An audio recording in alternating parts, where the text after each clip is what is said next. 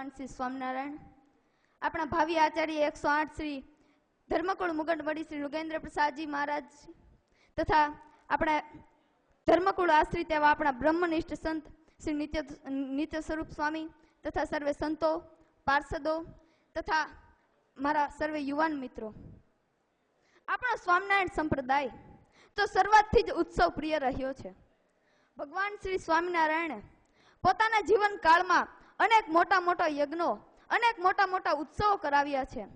મહારાજે અનેક યજ્ઞો, અનેક ફૂલદોલ ઉત્સવો, અનેક રંગોત્સવો કરાવીને અનેક જીવાત્માઓને એકત્રિત કરીને સદઉપદેશો આપીને તે જીવાત્માઓને સદમાર્ગે વાળ્યા છે. અને આવી આ ઉજ્જવળ પરંપરા આજ પર્યંત આપણા સ્વામિનારાયણ સંપ્રદાયમાં ચાલી રહી છે.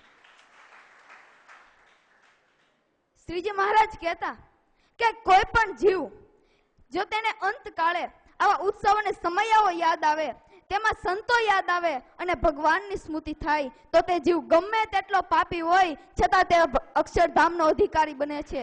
તેથી કહું છું, ભક્તો આવા ઉત્સવોને યાદ રાખજો.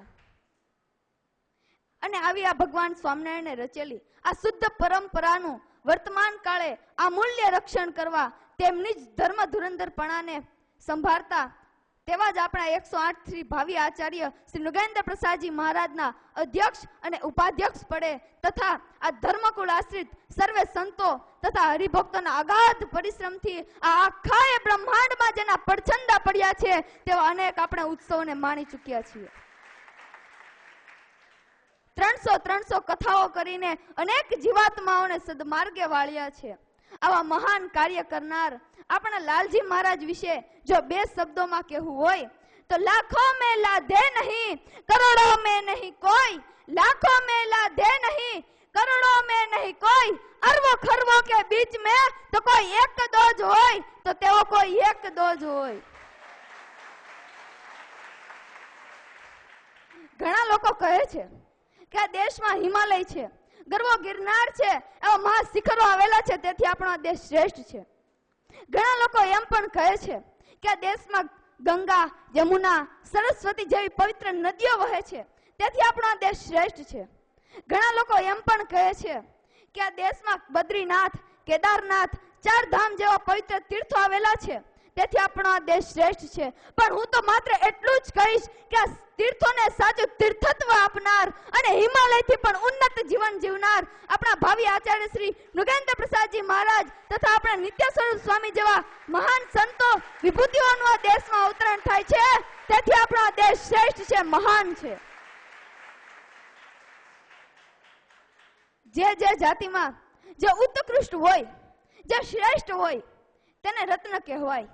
તેમ શાસ્ત્રોમાં આપણા સ્વામિનારાયણ સંપ્રદાયમાં પણ શાસ્ત્રોમાં કહેલ તમામ સદગુણોથી અલંકૃત જો કઈ રત્નો હોય તો તે પારસમણી, ચિંતામણી, કામધેનુ સમાન આપણા 108 આચાર્ય શ્રી નુગેન્દ્ર પ્રસાદજી મહારાજ તથા સંત શિરોમણી એવા નિત્ય સ્વરૂપદાસજી સ્વામી જ છે.